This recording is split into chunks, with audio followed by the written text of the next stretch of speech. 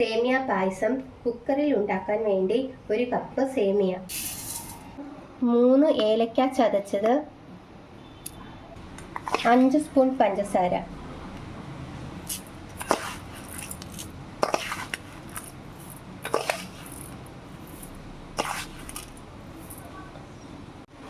രണ്ട് സ്പൂൺ ചവ്വരി,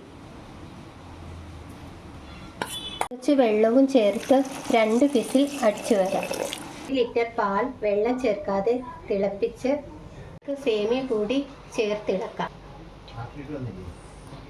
കുറച്ച് ഉപ്പുള്ള ബട്ടർ കൂടി ഇട്ട് കൊടുക്കാം. കറുവപ്പട്ട, ഗ്രാമ്പൂ, പട്ട,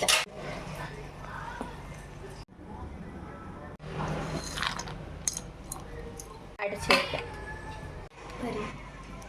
സേമിയ പായസം റെഡിയായി.